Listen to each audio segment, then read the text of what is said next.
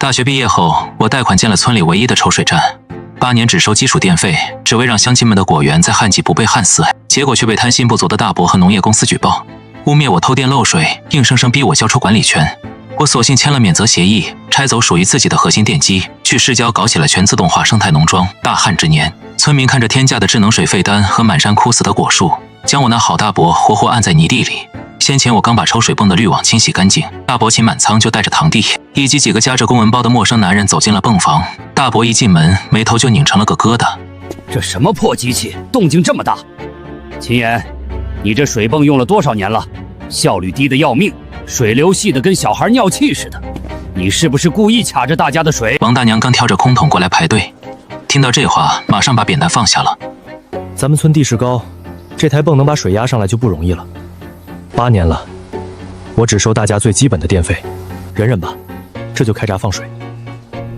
得了吧你！你說只收電費，那憑什麼我家上個月交了60塊？你敢說你沒在裡面動手腳，沒偷着把水賣給隔壁村？你家那片果園在山頂最高處，水要壓上去本來就很費電，賬本全在牆上貼着，你自己不會看？我看不懂你那些假賬。我就知道你黑了乡亲們的錢。大伙儿听我说，這是城裡綠源農業的王經理，人家說了，只要把這破泵長交給他們公司統一管，立馬給大家免費換成智能灌溉。周圍挑水的大爺大娘們聽見動靜，全都圍了過來。王經理清了清嗓子：各位鄉親，現在的農業講究精準滴灌，你們這套老掉牙的設備早該淘汰了，交給我們，全部免費換新。大家在家用手機就能澆水。剛才還對我笑臉相迎的王大娘，聽到免費換新這幾個字，眼神躲閃了一下。其他村民也開始小聲嘀咕：免費升級啊，那可太好了。是啊，秦眼這水泵確實太老了，有時候還停電。滿倉在外面見過世面，肯定是為咱全村好，總不能坑咱們。我看着那些熟悉的臉，那些我半夜冒大雨去搶修線路，幫他們保住果樹的鄉親們，看着他們的表情，從觀望變成了期待，甚至看向我的眼神裡多了一絲防備和嫌棄。我握着扳手的手慢慢涼了下來。第二天天還沒亮，我還沒起床，村裡的大喇叭就響了。大伯秦滿倉在廣播裡一本正經地喊全村人去大隊部開會，主題是罷免秦眼，迎接現代化。我趕到大隊部的時候，院子裡已經擠滿了人。大伯站在台階上，手裡拿着一沓打印好的材料。鄉親們，水是咱們村的命根子，不能讓秦眼一個人攥着吸咱們的血。村長也背着手走過來。秦眼那個，大家的意思你也看到了，現在搞農業現代化這事兒你得顧全大局。而且你大伯說了，你不交鑰匙，綠源公司就不敢進來，怕你從中搗亂。村長，這8年設備壞了，我自己掏錢買零件，水管漏了，我大冬天跳到冰水裡修，我沒拿過村裡1分補貼。現在你們要趕我走？唉，時代變了嘛，人家有大公司的技術，你一個人瞎折騰啥？現在沒事兒，你也別太犟了。我看着院子裡幾百號人，沒有一個人站出來替我說句話，連昨天還在誇我修水泵辛苦的王大娘也把頭扭到了一邊。這地方我是徹底寒了心。我從兜裡掏出一份昨晚連夜寫好的自願免責與資產分割書，拍在村長的桌上。行，鑰匙我交。既然大家都覺得我貪污，覺得公司好，那就全在這上面簽字按手印。從今天起，村裡的供水跟我秦眼再沒有半點關係。以後是旱是澇，水費是漲是降，各安天命。這，簽就簽，你別以為離了你，全村人就得渴死。他帶頭按了紅手印，接着堂弟王大娘，全村人排着隊，生怕晚一步就耽誤了他們的免費智能升級，一個個急急忙忙簽上了名字。看着那按滿紅手印的幾頁紙，我心裡的那塊大石頭突然就碎了，變成了徹底的輕鬆。我收好協議，轉身走向泵房，大伯和一群人像防賊一樣跟在我後面。我打開泵房的門，拿起扳手，直接走到機房最深處。在所有人錯愕的目光中，我把那台連着主泵的高压脈冲发電機組拆了下來。那是這套老水泵還能把水壓上後山的唯一核心部件，是我當年花大價錢托人買回來的私人財產。可他們一直當它是個破電機，堂弟一看急了，大聲喊：“注意了，秦野要搞破坏，大家拦住他，別讓他捲走村集體的財產。”幾個村民馬上上前堵住了門。我冷笑一聲，從包裡甩出當年買電機的發票和剛才的免責協議。睜大你們的眼睛看清楚，這電機是我私人花8萬塊錢買的，發票名字寫得清清楚楚，剛才的協議上也寫明了我要帶走個人資產。你們要的廠房和管道，我連一顆螺絲釘都沒動。全場一下子啞了火，大伯臉色鐵青，但看着白紙黑字，硬是憋不出一句話。我把那台沾滿油污的舊電機從泵房底座上卸下來的時候，已經滿頭大汗。這台電機雖然外表看着磕碰掉漆很嚴重，但懂行的人都知道，這是早期純銅線圈的工業級大馬力電機。當年為了把水從山溝裡壓上全村最高的那片果園，我跑了3個城市的二手設備市場，花了整整8萬塊錢才把它拉回来。這8年來，不管電壓多不穩，不管抽水時間多長，這台老伙計從來沒掉過鏈子。電機足足有200多斤重，我一個人搬不動，只能墊着木板往皮卡車的車廂裡挪。粗糙的麻繩勒進了我的手掌心，汗水流到眼睛裡，刺得生疼。我下意識地抬头看了一眼門外，泵房外的空地上圍了不下幾十號本村的鄉親，王大娘、王大爺，還有那些我曾經半夜冒雨幫他們搶修過浇地管道的熟面孔，全都站在那棵大老槐樹的陰影底下，沒有一個人上前幫我一把，甚至連一句客套的挽留都沒有。他們全都捂着鼻子，像是怕沾上我身上的機油味，眼神裡透着毫不掩飾的嫌棄和防備。這時候，堂弟秦磊舉着手機，正對着我拍個不停。嘿嘿呦，秦眼，你可慢點挪，別把你那破銅爛鐵閃了腰。大家看看啊，這就是咱們村以前的水霸王，拿個破工業電機糊弄了咱們8年，裡面全是一股臭機油味兒。就這種機器抽上來的水，咱們的果樹喝了能好嗎？怪不得這幾年咱們村的果子賣不上好價錢，根源全在這兒呢。就是啊，滿倉說的对，那水裡肯定有重金屬，早該換了。我都嫌那破機器噪音大，吵得人中午睡不着覺，趕緊讓他拉走，看着就碍眼。大伯秦满倉背着手，像個剛打了大勝仗的將軍一樣從人群裡走出來。他今天特意穿了一件嶄新的襯衫，口袋裡鼓鼓囊囊的，隱約能看到幾包華子的輪廓，那是綠源農業公司的人剛塞給他的推廣辛苦費。行了，磊子，別拍了，哼，讓他趕緊收拾滾蛋。秦岩啊，不是當大別的說你，你這人就是死腦筋，跟不上時代。人家綠源農業公司明天就拉城裡的高級智能設備過來，那是全不鏽鋼的泵體，帶多層深層過濾的。以後的水不僅比你這破機器抽出來的乾淨有營養，人家是大公司統一管理，連水費都比你那個所謂的成本價便宜一半。鄉親們，以後咱們村用的那就是城裡人喝的純净水標準，大家也不用自己大半夜來守着開關了，全都是手機一點自動浇地。這叫什麼？這叫農業物聯網。咱們村兒馬上就要富起來了。村民們听大伯說的那麼好，一個個笑得合不攏嘴，眼睛裡好像已經看到秋天果樹上掛滿了金元寶。有個年輕小伙子急不可耐地朝我皮卡車輪胎前面吐了口唾沫，催我快走，別耽誤人家大公司的工程車進村。我拍了拍手上的鐵鏽，看着這群自以為聰明的人，心徹底涼透了。免酒協議白紙黑字都在村委會放着，以後你們發不發財，跟我秦岩一點關係都沒有。我冷冷丟下這句話，拉開車門，一腳油門踩到底，把大伯和村民們的嘲笑聲遠遠甩在後面。離開那個窮山溝後，我直接開車去了市郊。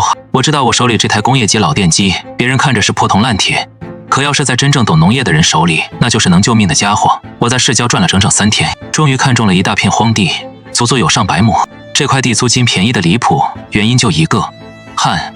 這裡地下水位很深，普通的民用農用水泵根本抽不上水來，就算能抽上來，水量也少得可憐，根本不夠澆100畝地。之前來承包的人都是因為搞不定水源，賠得血本無歸，最後灰溜溜的走了，但我無所謂。我租下地後第一件事就是花錢找了鑽井隊打了一口深井，然後把那台沾滿油污的傳統老電機穩穩當當地安在了基座上。合上電閘的一瞬間，電機發出一陣低沉有力的轟鳴，像一頭剛醒過來的猛獸。接着成年人胳膊那麼粗的水柱從地下幾十米深處猛地噴了出來，水源充足了，剩下的事就好辦了。我靠這8年攢下的農業經驗，加上大馬力的灌溉，在這片便宜的紅土地上種了高經濟價值的有機車厘子和陽光玫瑰葡萄。我的日子就像按了快進鍵，一天天朝着大豐收穩穩地走。而這時候的村裡正沉浸在現代化的假熱鬧裡。綠源公司拉來了一台外表很好看的新水泵，外面包着一層亮閃閃的不鏽鋼殼子，上面貼滿了各種智能物联的彩色標籤，還配了一個大號的液晶觸摸屏，看着確實比我那台老電機器拍了不止100倍。大伯作為拉來投資的人，一下子成了村裡的紅人。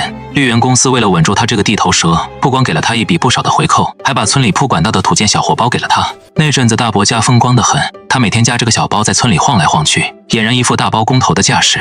他拿着出賣全村命根子換來的錢，買了大量紅磚和水泥，開始在村中心最顯眼的地方給自己張羅着蓋一棟帶大露台的3層小洋樓。村民們扛着鋤頭，滿心期待地看着地裡新鋪的黑色塑料細管子，那些管子用手一捏軟塌塌的，管壁薄得跟紙似的。可在大伯嘴裡，那叫航空级的高分子材料。大伙做着發財夢，以為不用自己操心，就能用上城裡人那種又便宜又乾淨的高級水。可他们壓根不知道，命運裡那些看着免費的東西，早就偷偷標上了高昂的價碼。美夢破滅，從第1個月交水費那天開始了。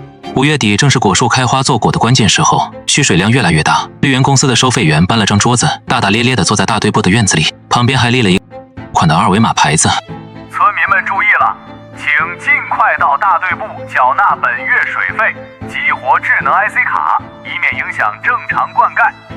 王大娘是頭幾個去的，她手裡攥着幾張皺巴巴的零錢，臉上還掛着占了便宜那種樂呵呵的笑。小伙子，我家在半山腰那片地，一共就2亩。以前秦岩管事的时候，我1個月滿打滿算也就交個12、13塊錢的電費。你們滿倉兄弟說了，這高級水比以前便宜1半。我今天先交10塊錢的，夠我交這個月了吧？收費的是個染了黃毛的年輕人，他頭都不抬，嘴裡嚼着口香糖，拿過王大娘的卡在機器上滴滴刷了一下，然後敲了幾下鍵盤，機器裡就吐出一張1米多長的單子。王春燕是吧？你家這個月的賬單出來了，一共是248元，掃碼還是現金？不交清的話，你的卡明天就停水了啊！王大娘臉上的笑容一下子僵住了，手裡的那幾張零票差點掉地上，她以為自己聽錯了，腿一軟，差點站不穩。多少？240多！你这孩子是不是看錯小時點了？你們這是搶錢啊！我統共才2畝地，交一次水要幾百塊。王大娘尖着嗓子一喊，排隊的村民全被震住了。黃毛翻了個大大的白眼，極其不耐煩地用筆檢點着小票上密密麻麻的收費明細。大媽，你不識字也得講點理吧？白紙黑字印得清清楚楚。你看看第1項，基礎水費確實便宜啊，1燈才1塊錢，比你們以前那個什麼秦眼收的是便宜多了吧？但是咱們這是現代化智能管網，不能光算水錢。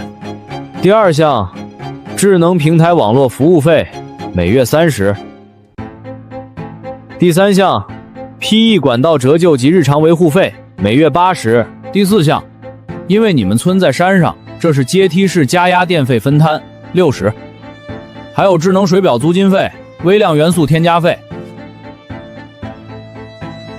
，7七八八加起來就這個價。這還是咱們公司搞了惠農補貼的。賢貴，賢貴，你當初別按印簽字啊！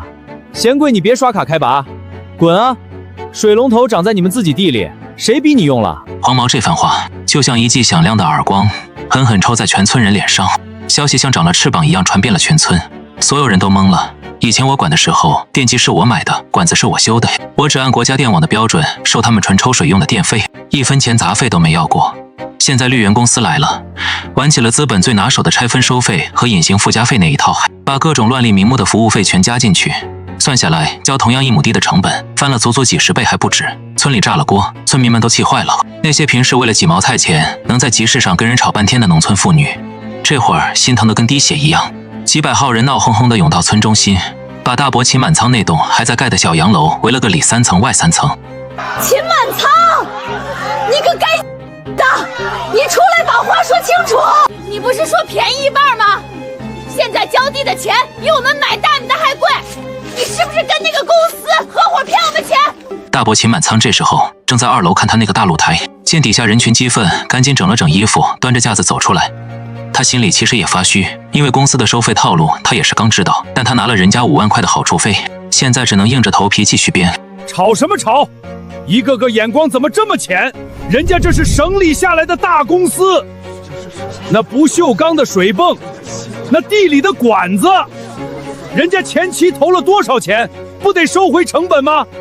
你們怎麼光盯着眼前這點水費啊？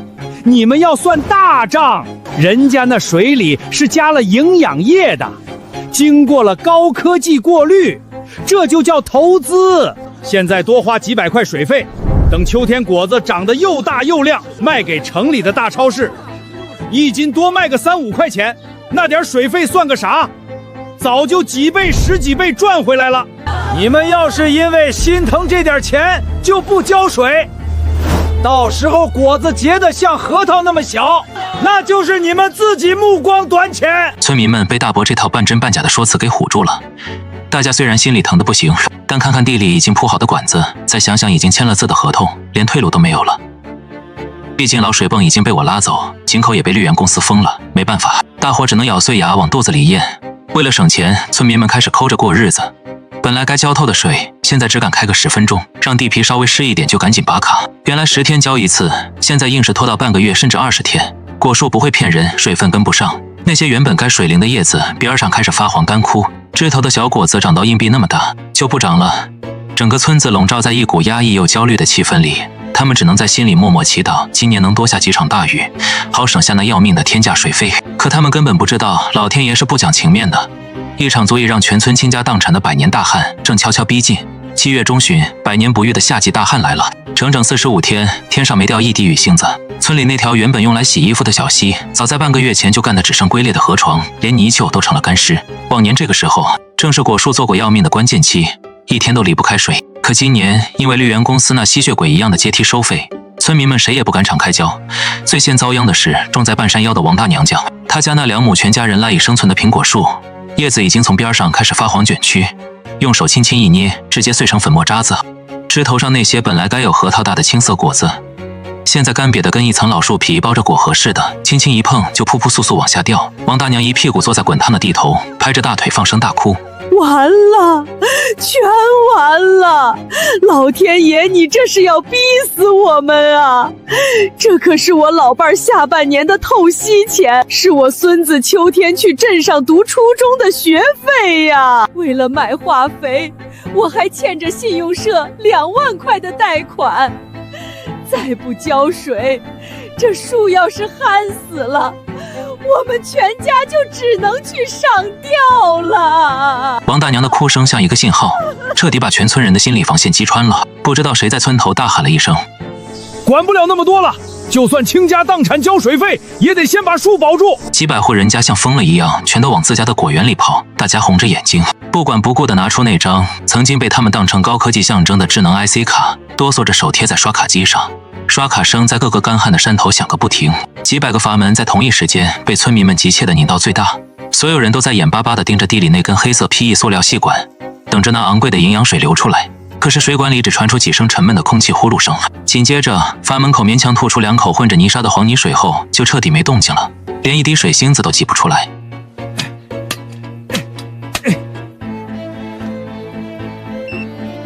怎麼回事？水呢？我的卡裡剛充了800塊啊！我這邊的管子怎麼一點壓力都沒有，連個氣都不出？村民們急得像熱鍋上的螞蟻，扔下鋤頭，紛紛往山下的總泵房跑。還沒跑到跟前，所有人就聞到一股極其刺鼻的焦糊味兒，那是電線絕緣皮徹底燒化後發出的惡心臭味兒。新建的漂亮泵房裡，綠源公司那個外表光鮮亮麗的鋁合金外殼水泵，此刻正發出極其沉悶的嗡嗡聲，整個機身燙的人靠近都能感覺到熱浪。以前我管事的時候，那台純銅線圈的工業級老電機，馬力足，扭矩大，就算全村幾百畝地同時開閥門用水，它也能穩穩當當的把地下深層水硬壓上山頂。可綠源公司為了壓縮成本、榨取利潤，弄來的這台所謂高科技水泵，根本就是一個功率嚴重虛標的劣質組裝貨。平時10幾戶人家輪流滴灌，它還能勉強應付。現在全村幾百個閥門同時打開，管網內的壓力瞬間掉光，這台劣質電機直接處於極端的超負荷抽水狀態。快拉總閘！快切斷電源！快切斷電源！它要炸了！可一切都晚了，一聲沉悶又劇烈的爆炸聲從泵房內部傳出，接着是一連串刺眼的藍色電火花在黑煙中炸裂。那台被大伯秦满倉吹上天的高级水泵徹底爆缸了，全村幾百戶人家的希望也同時被炸得粉碎。第二天一大早，绿源公司的区域总負責人王经理開着一輛嶄新的黑色邁騰轎車，慢悠悠地進了村。他只是用锃亮的皮鞋尖隨意踢了踢那堆燒成廢鐵的水泵殘骸。大伯秦滿倉像見了親爹一樣迎上去：“王經理，您可算來了！這機器昨天突然就炸了，一點水都抽不上來。您看，這大旱天的，果樹實在等不起了。趕緊讓公司派個工程隊拉台新機器過來給咱們換上吧。”換機器？秦滿倉，你腦子進水了吧？你們自己去看看說明書。公司在給你们辦卡的時候千叮嚀萬囑咐，這種精密設備絕對不能同時超負荷開啟，這是嚴重的違規操作，屬於人為惡意損壞。價值10幾萬的智能物聯網設備，就這麼被你們這群土老帽給毀了。現在還想讓公司給你們免費換？你們以為這是做慈善呢？村民們一聽這話，頓時炸了鍋。啥叫我們弄壞的？大旱天大家都要澆水。以前秦眼那個破機器，幾百家一起抽也沒見壞過。明明是你們這機器是個假冒偽劣的便宜貨。就是，我們交了那麼多維護費，這澆水設備壞了，憑啥不給修？閉嘴！跟我講法律是吧？行，那就按合同辦事。設備是你們自己違規操作弄報廢的。哼。想恢復供水，可以。第一，全村按戶頭把這台泵的折損賠償費和新泵的採購安裝費湊齊，一共30萬。第二，為了防止你們再亂搞破壞，讓公司受損失，下半年的預估水費、管網養護費和網絡平台服務費，一共20萬。必須提前一次性預交到公司賬戶，一共50萬。對公轉賬，款到換泵，少1分錢，你們就等着吧。滿山的果熟變成劈柴燒火。50萬，這個天文數字像一座看不見的大山，死死壓在每個村民的胸口，讓現場一下子陷入了死一般的安靜。前幾個月的天價水費已經把他們本來就不多的積蓄抽乾了，現在買農藥化肥的錢都還欠着商鋪的賬，別說50萬，就是5萬塊，他們砸鍋賣鐵也湊不出來。王經理，你這哪是修水泵啊，你這是要我們的命啊！咱們當初簽合同的時候可不是這麼說的呀，滿倉兄弟可是保證過，說你們大公司有售後，設備壞了包修的。幾個村民把目光投向秦滿倉。秦滿倉這時候也慌了神，他家的果園面積最大，沒水1天就要損失成千上萬。他顧不上臉面，一把拉住王經理的袖子：“王經理，老王，咱們當初吃飯的你可不是這麼說的。這設備是你為了吃差價買的便宜貨，怎麼能全賴在鄉親們頭上？你這不是坑我嗎？我坑你！”王經理猛地甩開秦滿倉的手，從公文包裡抽出另一份帶着鮮紅手印的合同原件，直接摔在秦滿倉臉上。大家睜大眼睛看清楚了，你們這位秦滿倉，當初為了拿公司給的10萬塊錢的推廣回扣，主動作為連帶責任擔保人，還在這份陰陽合同上簽了字。合同第7條第3款寫得明明白白，一旦村集體因違規操作造成設備損毀且無法支付賠償金，綠源公司有權直接向擔保人秦滿倉追付。這句話一出，全場幾百雙原本充滿絕望的眼睛瞬間死死盯住了秦滿倉。秦滿倉臉色慘白的像紙，渾身抖得跟篩糠似的。他當初只顧着拿那10萬塊錢的現金回扣去蓋洋樓，連合同的具體條款都沒看，就樂呵呵地按了手印。你血口噴人！我那是推廣費，我根本沒看懂什麼叫連帶擔保，沒看懂。白紙黑字加上你秦滿倉的指紋，去法院跟法官說你沒看懂吧。給你們3天時間湊齊這50萬，3天後看不到錢，法務部的起訴書和法院的查封令就會準時送到你秦滿倉的手上。汪經理坐車走了，留下幾百個憤怒到極點的村民，死死把秦滿倉父子圍在中間。秦滿倉被全村人堵在家門口，罵了整整1天1夜。大伯秦滿倉家那棟剛建起2層的紅磚洋樓，被村民們砸成了一片廢墟。村民們在門外點起一堆篝火，撂下了最狠的話：秦滿倉，3天之內，你要是交不出修水泵的50万，要是讓全村人的果树旱死，我们就先一把火烧了你这破楼！被逼上绝路的堂弟秦磊躲在2楼，连窗戶都不敢開。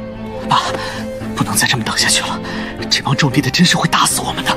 咱們村沒水，但秦眼那裡有啊。我聽去市裡送菜的人說了，秦眼在石礁包的那片荒地，現在弄成了什麼生態農莊。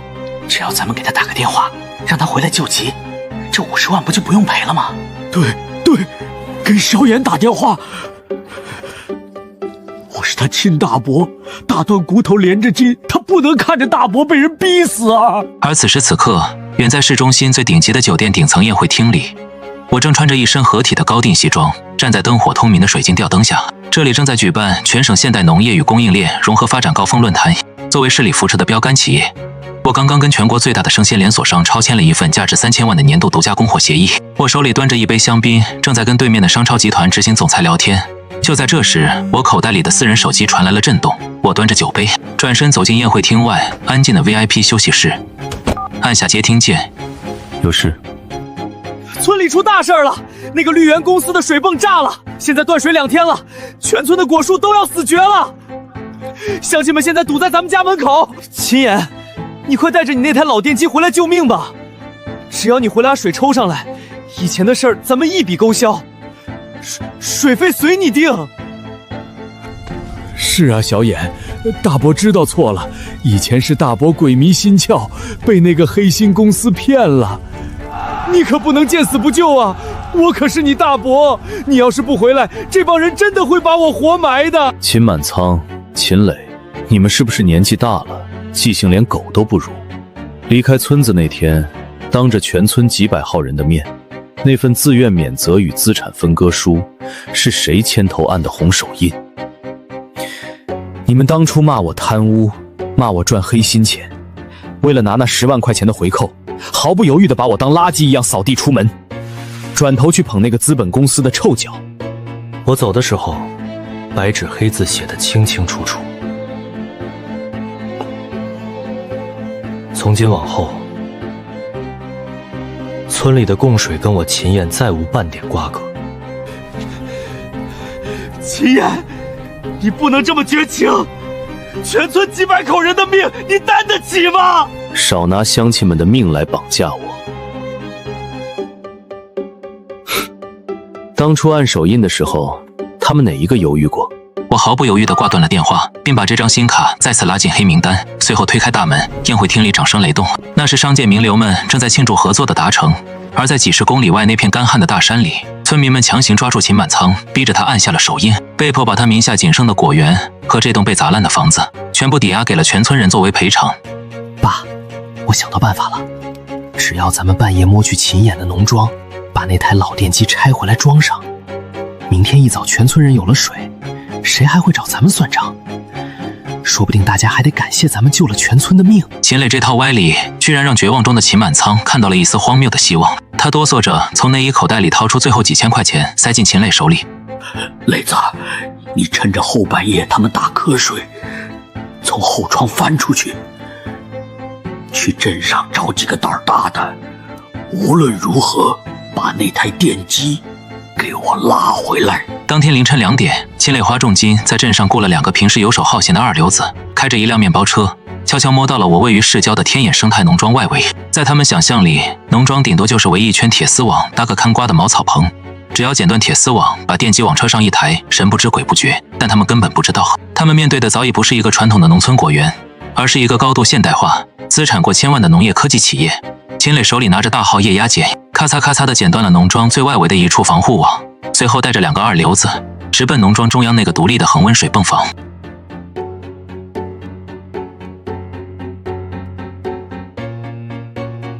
快，就是那台純銅電機，我認得它的底座，給我把固定螺絲拆下來抬走。可就在其中一个二流子刚把扳手卡在电机的螺栓上那一瞬間，整個農莊上空整整16組高強度暗防探照燈同時亮了，刺眼的白光照得跟白天一樣。強光刺的秦磊等人直接慘叫出聲，趕緊捂住眼睛。緊接着，最高級別的安防警報聲劃破了市郊安靜的夜空，聲音大得震耳朵。還沒等秦磊他們從強光裡回過神來，10幾個穿着統一黑色制服的專業安保人員從四面八方把他們死死圍住。老實點兒！秦磊嚇得魂都快飛了，雙腿一軟，直接跪在滿是泥水的草地上。短短15分鐘後，秦磊就被警方帶走了。臨走前，我穿着一身真絲居家服，在秘書和安保隊長的陪同下，不緊不慢地從辦公樓裡走出來。秦磊看到我，像溺水的人抓住最後一根救命稻草一樣，不顧一切的歇斯底里大叫起來：“秦岩，你快跟他們解釋啊！我是你哥，我就是來看看你的設備，我不算偷啊，咱們是一家人啊！”同志，我是天眼農業科技公司的法人秦岩，這是我們公司的法務人員，他將全權代表公司配合你們的調查。我身後的法務總監立刻走上前，把一份厚厚的硬盤和幾份蓋着紅章的文件遞給警官。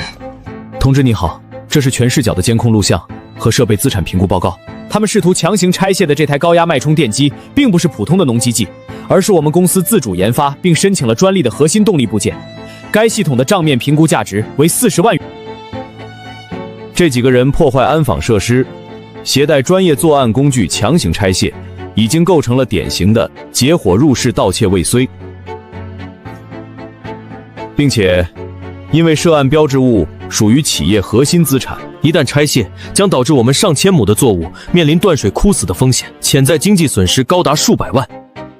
這絕不是普通的治安案件，而是情節極其惡劣的重大刑事犯罪，涉及影響巨大，還意圖干擾企業生產經營。有什麼狡辯的話，之後慢慢說吧。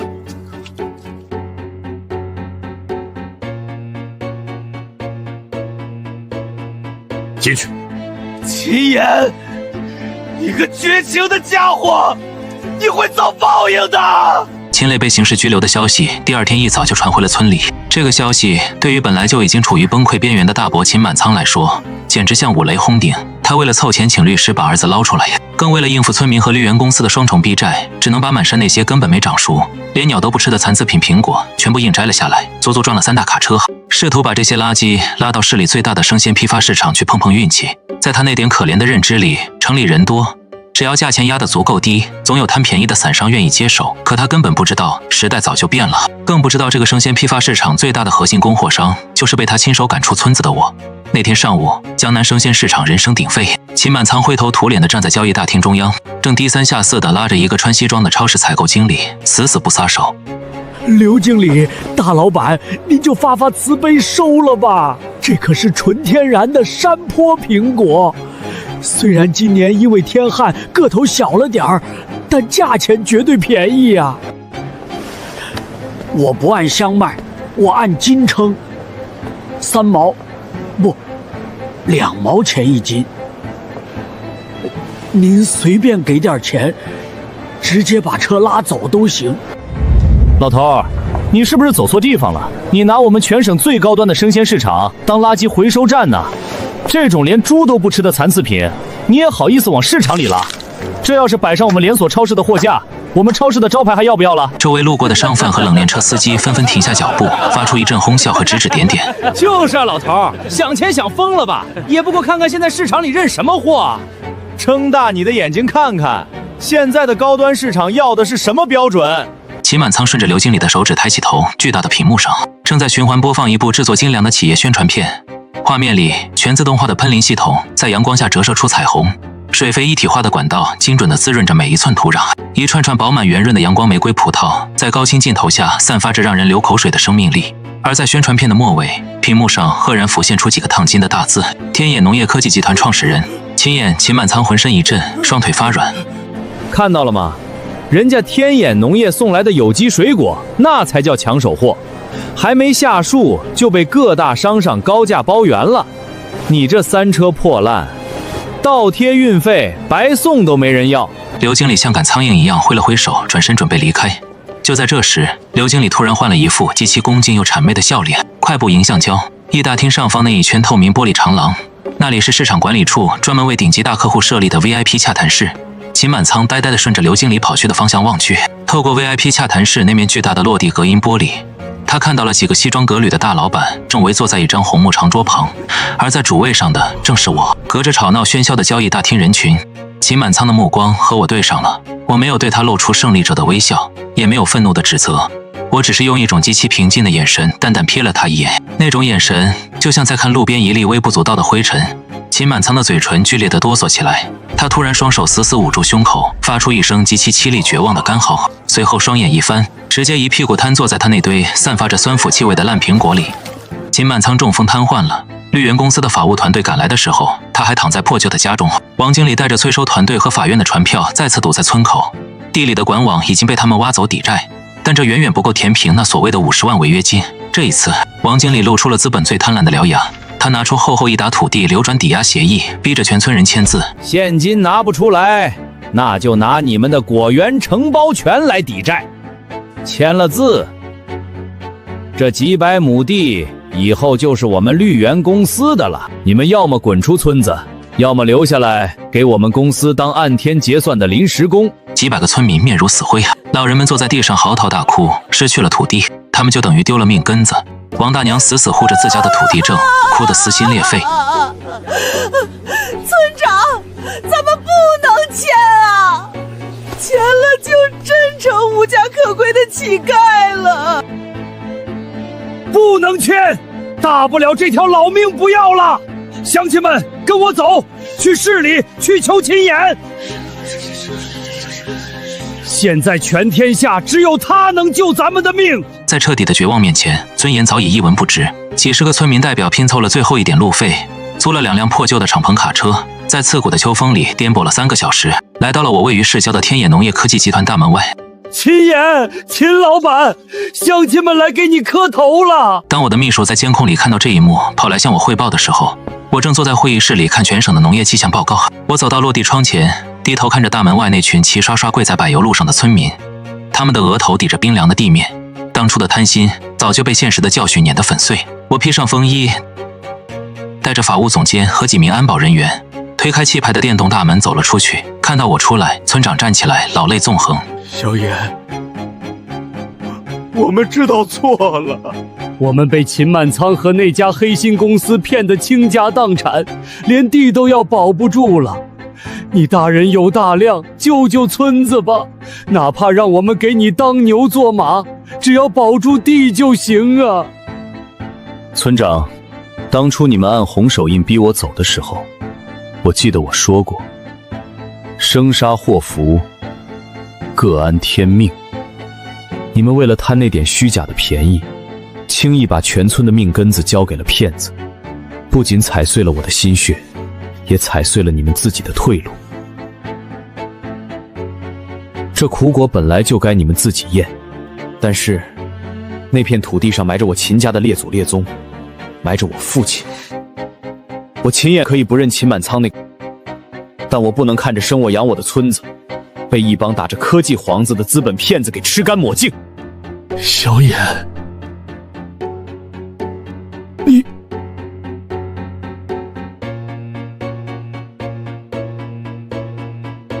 愿意管咱們？哼，我不是在做慈善，我是個商人。要我管，以後村裡的一切規矩我說了算。張總，通知車隊帶上所有的證據卷宗，跟我回村。今天我倒要看看誰敢吞我秦野家鄉的地。1個小時後，5輛黑色商務車帶着一股不容抗拒的壓迫感，浩浩蕩蕩開進了村委大院，直接把王經理的催收車隊死死堵在裡面。車門推開，我穿着筆挺的西裝走下車，身後是2名西裝革履的精英律師。王經理看到我，先是愣了一下，隨即認出了我這個省內農業圈的新貴，臉色變了變，但還是強裝鎮定地迎上來。喲，這不是天眼集團的秦總嗎？您這是衣錦還鄉啊！不過今天可是我們綠源公司依法收債的日子，您這是要干涉正常司法程序嗎？哼，收債。张总，念給他聽。根据省質量技術監管局的权威鑑定，貴公司推銷給本村的這台所謂智能物聯網水泵，內部電機實為翻新的工業廢棄電機，名牌功率虛標達300%，且未取得國家3C 強制安全認證。這是一台徹頭徹尾的偽劣產品。你胡說，我們是有合同的。合同？我冷笑一聲。鑑於貴公司使用偽劣產品進行虛假宣傳，又簽陰陽合同，並非法附加隱形收費，涉嫌重大商業欺詐，我們天眼集團已經正式代理全村村民向市公安局經偵大隊報案。我身後的法務總監補充道。我再補充一句，我的律師團隊會把這場官司打到底，直到扒下你們公司最後一層皮，讓你們的法人進去採謀入擊。現在帶着你的人滾出我的村子。王經理看着我身後严阵以待的律師團隊，又看了看那些因為有了主心骨而重新握緊拳頭的村民，知道這次踢到了真正的鐵板。他一句話都沒敢多說，帶着催收團隊灰溜溜地逃出了村子。整個村委大院爆發出雷鳴般的哭喊和歡呼，無數村民朝着我的方向深深鞠躬。這一次，他們眼裡的感激沒有半點雜質，趕走了綠源公司，只是解了村子的燃眉之急。要真正救活這片土地，還需要徹底的推倒重來。第二天，天眼集團的工程車隊開進了村子，他們不僅拉來了全新的、符合最高標準的大口徑灌溉管網，更帶回了當年被我拉走的那台傳統老電機。只不過經過我農莊技術團隊的升級，它現在已經加裝了真正的變頻控制系統。伴隨着老電機沉穩有力的轟鳴聲，水再次沿着全新的管網噴湧而出。澆灌在乾裂的果園裡時，全村人站在地頭，任由水花濺在臉上，哭得像個孩子。但這水不再是免費的午餐，水通了，但過去的規矩必須改。以前那種我出錢出力，你們坐享其成的日子，永遠不會再有了。從今天起，天眼集團將全面接管村裡的水利設施，水費按市價最低成本收取，1分不多，1分不少。同時，只要你們願意，可以全部遷入我的生態供應鏈。我提供免費的技術指導和優質種苗，要求只有一個，必須嚴格按照天眼的無公害標準種植，絕對不允許私用違禁農藥化肥。只要你們種得出好東西，秋天天眼集團按高於市場價20%的價格，全部兜頂收購。誰要是偷奸瓦滑，毀了村裡的信譽，立刻剔除合作名單，永不錄用。沒有施捨，只有合作；沒有溺愛，只有規則。這才是對他們最真正的尊重，也是最長久的救贖。村長顫抖着雙手，第一個在合作協議上鄭重地簽下了名字，按下了紅手印。小眼，咱們全村人的命都是你給的，以後全村上下，你指哪兒，咱們打哪兒。誰要是再敢有二心，我親自砸斷他的腿。幾百號村民排着長隊，沒有爭搶，沒有抱怨，每一個人的臉上都寫滿了敬畏、感恩和對新生活的希望。那一天，紅色的手印蓋滿了協議，也蓋下了一個村莊重生的契約。3年後，那場百年不遇的大旱早已成為過去。曾經那個死氣沉沉、差一點被資本吃乾抹淨的窮山溝，如今已經大變樣，漫山遍野的荒地和死樹被全部清理，取而代之的是天眼集團統一規劃的標準化梯田果園。春天一到，漫山的桃花和梨花像雲霞一樣絢爛。到了秋天，掛滿枝頭的極品果實散發着醉人的甜香。因為搭上了天眼集團的高端冷鏈物流，村裡的果子直接進入了全國各大城市的高級商超，村民們的收入比過去翻了整整5倍。那些外出打工的年輕人紛紛回流，家家戶戶翻蓋了新房，買了小汽車。村裡每天都回蕩着歡聲笑語，而在村口那座經過重新擴建、氣派非凡的現代化水泵房前，村民們自發湊錢立了一塊高高的青石碑，上面沒有歌功頌德的廢話，只刻着8個大字：飲水思源，立信立心。這是一個村莊刻在骨子裡的懺悔，也是對我最大的敬意。初秋的一個傍晚，我親自開着車回村視察今年的果品採摘情況。車子剛開進村口，就被熱情的鄉親們圍住了。王大娘硬是把一籃子剛摘下來的個頭最大最紅的蘋果塞進我的後備箱，眼眶紅紅的拉着我的手：“秦總，嘗嘗，今年的果子可甜了。沒有你，我們哪有今天的好日子啊！”我微笑着接過蘋果，和鄉親們熟絡地打着招呼，感受着這份久違的鄉情。然而在路過村尾一處破敗不堪的紅磚廢墟時，我看到了一個熟悉的輪廓，那是大伯秦滿倉。他坐在一輛生鏽的破輪椅上，渾身髒兮兮的，手裡端着一個豁了口的破碗，嬸嬸跑了。秦磊還在監獄裡服刑。他中風癱瘓後，靠着村里每個月施捨的一點低保，勉強餓不死。他歪着嘴，渾濁的眼睛，死死盯着歡天喜地的熱鬧景象。他曾經為了10萬塊錢，試圖把全村推入深淵。如今全村都在我的帶領下走向了共同富裕，唯獨他永遠被隔離在這份繁華與幸福之外。這就是對他最殘酷，也是最公正的報應。我沒有停留，一腳油門，車子平穩地駛過了那片廢墟。車窗外漫山的果香隨着晚風撲面而來，看着這片生機勃勃的土地，我的內心感到前所未有的平靜和充實。真正的強者不是在泥潭裡把惡人踩死，而是抽身而出，制定新的規則，用絕對的實力碾碎謊言，用寬廣的格局重塑一片土地的靈魂。這片結滿碩果的土地終究迎來了屬於他的坦途，而我也在這份沉甸甸的社會責任中走向了更加廣闊的未來。